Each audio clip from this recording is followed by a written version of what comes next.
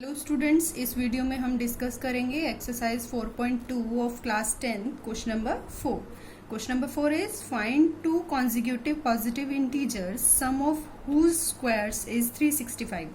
आपने दो consecutive positive integer ढूंढने हैं जिनके स्क्वायर्स का सम 365 है। कॉन्जिक्यूटिव पॉजिटिव इंटीजर्स, पहले तो हमें पॉजिटिव इंटीजर पता होने चाहिए, फिर वो कॉन्जिक्यूटिव भी होने चाहिए। कॉन्जिक्यूटिव का क्या मीनिंग होता है?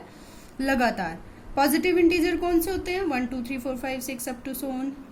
इनमें से आप कोई भी इंटीजर पिक कर लें। सपोज आपने 8 पिक किया है तो कॉन्जिक्यूटिव का मैंने बताया है लगातार, तो 8 के एकदम बाद कौन सा आएगा? 9। अगर मैं पिक करूं 18 तो उसके एकदम बाद कौन सा आएगा? 19। ऐसे ही आप कोई भी पॉजिटिव इंटीजर पिक करें तो उससे नेक्स्ट कैसे आएगा? उसमें एक प्लस करने पर आएगा। तो अगर मैं एक कॉन्जिक्यूटिव इंटीजर x लूं तो नेक्स्ट कौन सा होगा? x plus 1। इसलिए मैंने दो कॉन्जिक्यूटिव पॉजिटिव इंटीजर कौन से लिए हैं?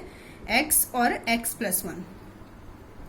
अब क्वेश्चन में क्या कहते हैं? सम ऑफ हुज स्क्वायर्स, जिनके स्क्वायर का सम 365 है।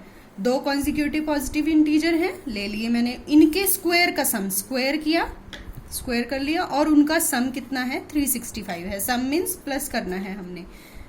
X square plus A plus B का होल स्क्वायर लग जाएगा यहाँ पे, और ए प्लस बी का होल स्क्वायर किसके इक्वल होता है? A square plus B square plus 2ab। यहाँ पर a क्या है मेरे पास? x, और b क्या है? 1। एक्स स्क्वायर प्लस 1 का square 1 plus 2 into x into 1 2x आ जाएगा, इज इक्वल्स टू 365।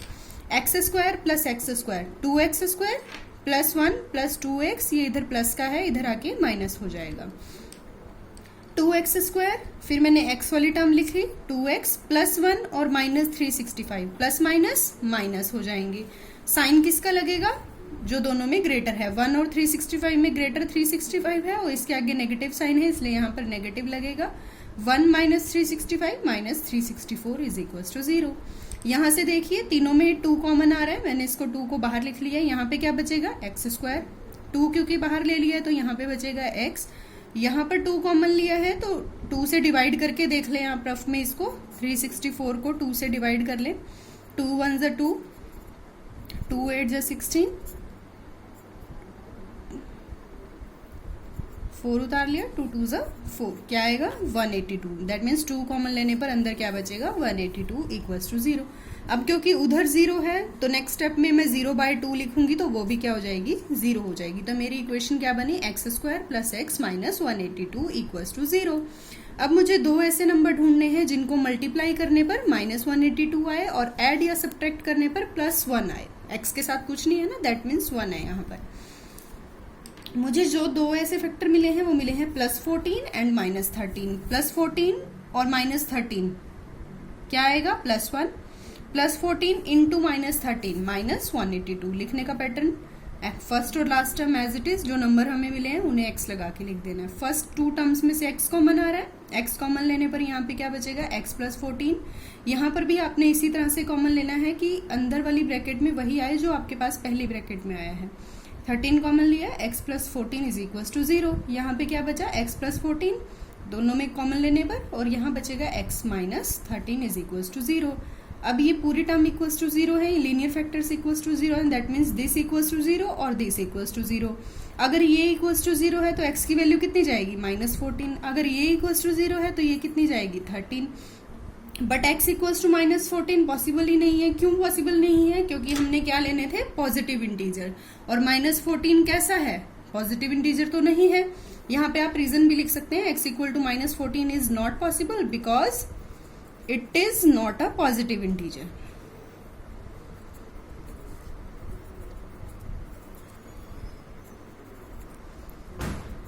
इसको तो अब हमने निग्लेक्ट कर दिया, इसको अब हमने लेना नहीं है, तो x की कौन सी वैल्यू बची? x is equal to 13।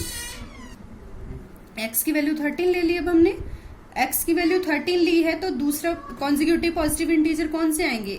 x 13 और नेक्स्ट 13 प्लस 1 दैट मीन्स 14। तो हमारे दो कॉन्जिक्यूटिव पॉजिटिव इंटीजर आएंगे 13 14। स्टूडेंट्स, अब हम डिस्कस करते हैं question number 5। Question number 5 is the altitude of a right triangle is 7 centimetre less than it's base. एक राइट ट्रायंगल के बारे में बात हो रही है जिसका एल्टीट्यूड मीन्स हाइट हाइट क्या है 7 सेंटीमीटर लेस है, 7 सेंटीमीटर कम है देन इट्स बेस, इसके बेस से 7 सेंटीमीटर कम है। एक राइट एंगल ट्रायंगल की जो हाइट है वो उसके बेस से 7 सेंटीमीटर कम है। If the hypotenuse is 13 centimetre, hypotenuse कितना दे रखा है 13 centimetre. Find the other two side, that means हमने बेस और परपेंडिकुलर फाइंड आउट करना है। हाइपोटेन्यूज उसने दे रखा है, बेस और परपेंडिकुलर में हमें रिलेशन दे रखा है। तो पहले तो जो गिवन है वो हम लिख लेंगे लेट, क्योंकि एल्टीट्यूड और बेस में रिलेशन दे रखा है, एल्टीट्यूड जो है वो बेस से 7 कम है, दैट मीन्स वो बेस पे डिपेंड कर रहा है, तो हमें पहले बेस पता होना चाहिए तभी हम एल्टीट्यूड फाइंड आउट कर पाएंगे। Let base of right triangle x centimetre, altitude of right triangle उसने कहा है ना एल्टीट्यूड जो है वो बेस से 7 कम है, दैट मीन्स बेस कितना है हमारा x, उसमें से 7 कम, that means x minus 7 centimetre. तो ये हो जाएगा हमारा एल्टीट्यूड। हाइपोटेन्यूज हमें गिवन है 13 सेंटीमीटर। ये मैंने एक रफ फिगर बना ली है राइट ट्रायंगल की। इसमें जो एल्टीट्यूड है वो मेरा x माइनस 7 है, बेस x है और हाइपोटेन्यूज 13 है। ये 90 डिग्री का एंगल है ना, 90 डिग्री के सामने वाली जो साइड होती है वो हमारी हाइपोटेन्यूज होती है, ये बेस होता है, और ये जो सीधी स्ट्रेट लाइन होती है ये हमारा परपेंडिकुलर या हाइट होती है। अब राइट एंगल ट्रायंगल है तो इसमें कौन सी थ्योरम हम अप्लाई कर सकते हैं, पाइथागोरस थ्योरम। पाइथागोरस थ्योरम क्या कहती है, हाइपोटेन्यूज का square is equals to base square plus perpendicular square. सबकी वैल्यू पुट कर देंगे, हाइपोटेन्यूज की वैल्यू 13 है, बेस की वैल्यू x है और परपेंडिकुलर की वैल्यू x माइनस 7 है। 13 का स्क्वायर दैट मीन्स 13 को 2 टाइम्स मल्टीप्लाई करना है, 13 into 13 169 x square plus a minus b का होल स्क्वायर अप्लाई हो जाएगा, और a माइनस बी का होल स्क्वायर क्या होता है हमारे पास a square plus B square minus 2ab। Value put करी, a की x रख दी और b की 7, a स्क्वायर प्लस b स्क्वायर, 7 का square 49 minus 2a into x into b 7। Solve करने पर आ जाएगा 169 x square plus x square 2x square plus 49 minus 14x, 2x square plus 14 minus 14x। मैंने स्क्वायर एज इट इज लिख लिया, इसको इधर शिफ्ट कर दिया, ये प्लस का है माइनस का हो जाएगा, तो इस साइड जो बचेगा 0 बचेगा। मैंने इसको साइड चेंज करके लिख दिया है, इक्वल्स टू 0।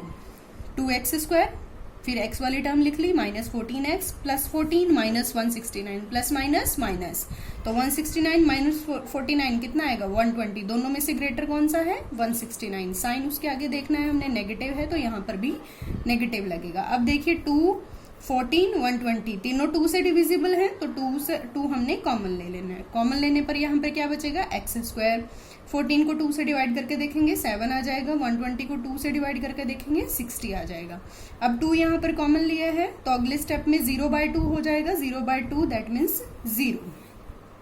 अब ये देखिए क्वाड्रेटिक इक्वेशन में रिड्यूस हो गई है। अब हमने इसके क्या बनाने हैं, लीनियर फैक्टर बनाने हैं। फैक्टर बनाने के बाद हमने इस इक्वेशन के रूट निकालने हैं। यहाँ पर अब हमें 2 ऐसे नंबर ढूंढने हैं जिनको मल्टीप्लाई करने पर -60 आए और ऐड या सब्ट्रैक्ट करने पर -7 आए। ऐसे 2 फैक्टर मुझे मिले हैं -12 और 5।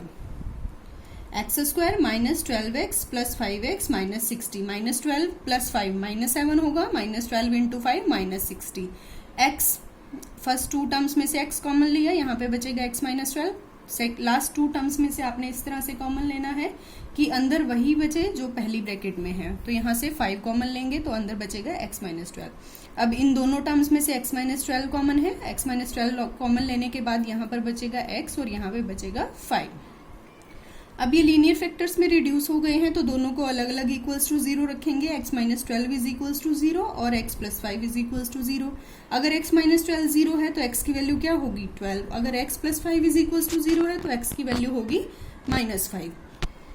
अब देखिए यहाँ पर x हमने लिया क्या था, base of right triangle, base of right triangle x की वैल्यू, और i क्या है हमारे पास, एक 12i है और एक -5i है। अब देखिए नेगेटिव i है x की वैल्यू -5, तो क्या ये पॉसिबल है किसी भी ट्रायंगल का बेस नेगेटिव हो सकता है? ये पॉसिबल नहीं है, क्योंकि किसी भी ट्रायंगल का बेस नेगेटिव नहीं हो सकता। तो हम कौन सी वैल्यू लेंगे x की हम वैल्यू लेंगे 12। x की वैल्यू 12 लेने पर हमारा बेस कितना हो जाएगा 12 सेंटीमीटर, और एल्टीट्यूड क्या था x minus 7 that means 12 minus 7, तो एल्टीट्यूड हमारा हो जाएगा 5 सेंटीमीटर। ये था हमारा क्वेश्चन नंबर 5।